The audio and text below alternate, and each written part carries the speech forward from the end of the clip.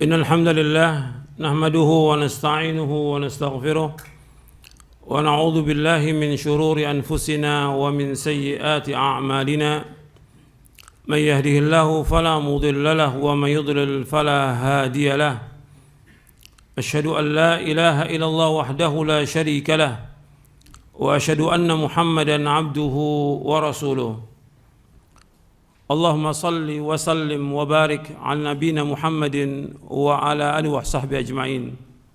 Ikhwan fillah, azakumullah. Dakwah yang paling penting adalah dakwah tauhid. Itu siang malam tuh. Dan betul-betul didakwakan. Ajak umat, sampaikan setiap waktu, setiap kesempatan bagaimana mereka untuk mentauhidkan Allah. Bergantung hati mereka hanya kepada Allah. Ini berkaitan dengan masalah tauhid. Sekarang ini kalau kita lihat bergeser udah dakwah ini. Ya. Saya agak panjang ini ngomong karena kenyataan seolah-olah kita ini jauh dari pemahaman yang benar dari pemahaman salaf. Padahal dia ngaku salaf. Sekarang dakwah ini kayaknya kalau setiap dakwah itu mesti ada apa? Sekarang ini. Sekarang apa? Donasi. Donasi. Dakwah berceramah bawahnya donasi. Ini dakwah ceramah. Ini tidak bagus dalam Islam. Ini merusak jati diri kita, merusak kehormatan diri kita, merusak nama dakwah salaf, rusak nama dakwah ini. Apa kalau kita nggak ada yang nyumbang, kita nggak bakal hidup, nggak bakal jalan dakwah ini. Dulu dakwah nggak ada orang nyumbang, jalan dakwah ini. Dulu zamannya salafus soleh. Jalan dakwah. Mereka berkorban dengan dirinya dan hartanya untuk berjuang menegakkan agama ini. Kalau sekarang enggak, semuanya harus dengan uang. Dan minta lagi sama orang lain. Kayaknya menghinakan diri pada manusia. Enggak boleh dalam Islam. Dan banyak hadis berkaitan dengan masalah hukum minta-minta itu hukumnya haram dalam Islam. Alasannya ini kan buat dakwah. Apa ada begitu? Ketika para imam itu, Imam Ahmad mau dakwah nih, sumbangan ini mau dakwah. La haula wala, enggak ada salafus saleh. Dia berjuang dengan dirinya, dengan hartanya untuk menegakkan agama ini. Dan Allah menyebutkan dalam Al-Quran demikian. Jihadnya dengan bi amwalikum wa anfusikum, dengan harta kamu dan diri kamu. Jangan dibalik. Bi amwalihim li anfusikum. Dengan harta mereka untuk diri kamu. Jangan. Bi amwalikum wa anfusikum, dengan harta kamu dan diri kamu menegakkan dakwah ini. Antum perhatikan masalah minta-minta, bukan masalah kecil, masalah besar. Al-Imam Ibnu Qayyim mengaitkan antara minta-minta dengan tauhid apa? Rububiyah. Jadi orang yang minta-minta itu kata Ibnu Qayyim, dia tidak bertauhid. Tidak bertauhid, tidak mentauhidkan rububiyah Allah. Enggak yakin dia. Kalau Allah yang menciptakan kita, pasti enggak Allah berikan rezeki? Pasti. Allah Khalik, Allah Razik, pasti gitu. Kenapa mengharap dari manusia? Kenapa? Banyak yang ngaji, habis ngaji minta-minta sama manusia. Di mana akhlak antum? Di mana tauhid antum? Antum enggak punya akhlak, enggak punya adab. Enggak bertauhid kepada Allah. Ini kaitan rububiyah. Orang musyrik nggak mau minta pada orang lain, musyrik. Gitu. Kok sekarang katanya ngaji minta-minta pada manusia, mengharap sesuatu dari manusia nggak boleh dalam Islam. Makanya ketika orang minta-minta, yang rusak itu 3. Yang pertama dia merusak dirinya, menghinakan dirinya kepada manusia. Kita wajib menghinakan diri kita kepada siapa? Kepada Allah Rabbul Alamin, Rabbul Izzah. Kita menghinakan diri kita kepada Rabbul Izzah. Bukan kepada manusia.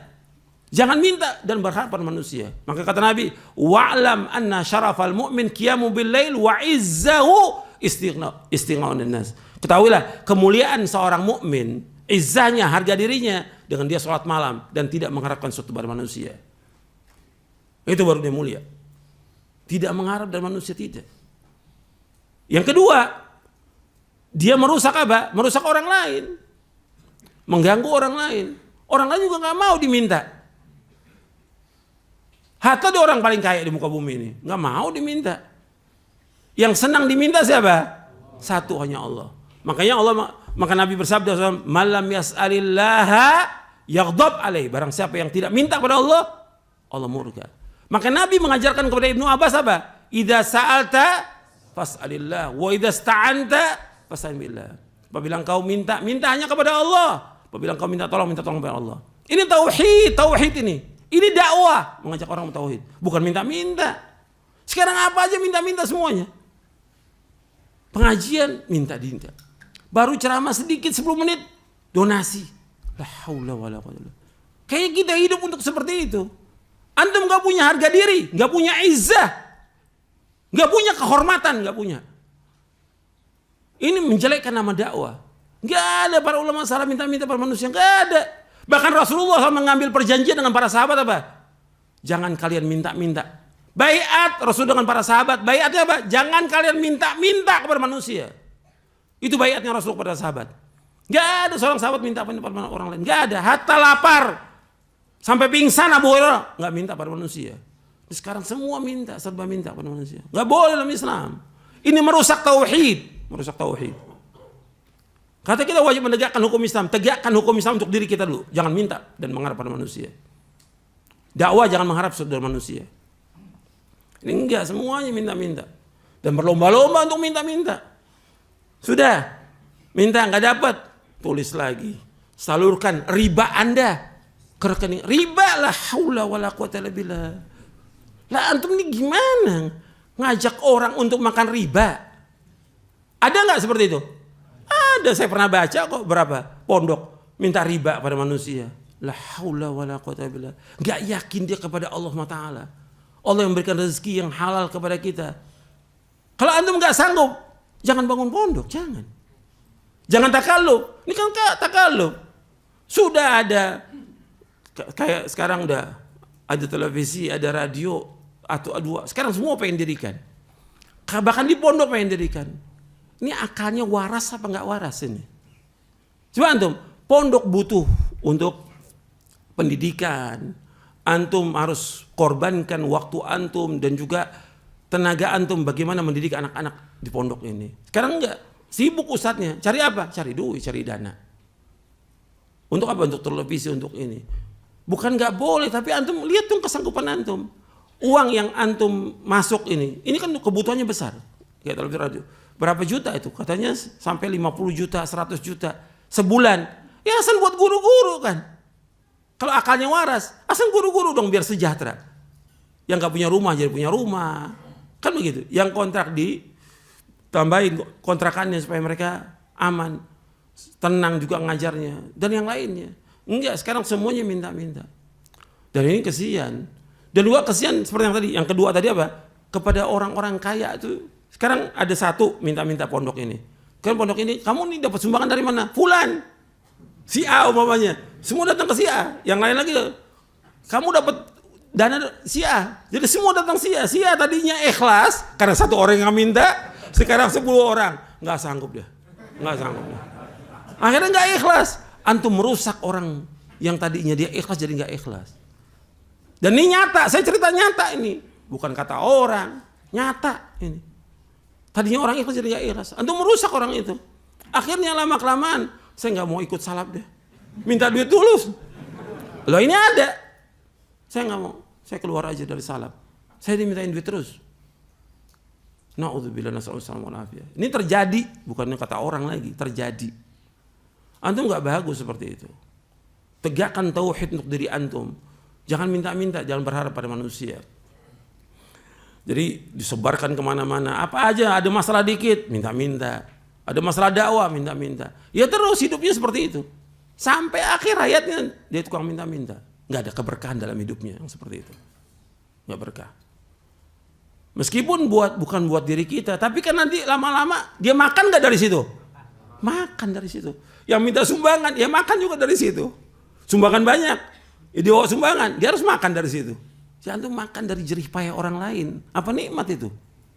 Makan harta manusia. Apa antum nggak berat nanti hari kiamat tentang yang seperti itu? Akan ditanya oleh Allah. Ini udah sering saya sampaikan ini. Sampai saya nulis buku tentang hukum minta-minta. Mungkin antum besok bawa ya pekan depan itu supaya kita tahu tuh bahas tentang masalah itu. Karena udah kayaknya seperti biasa, hal biasa itu. Sampai minta riba sama orang.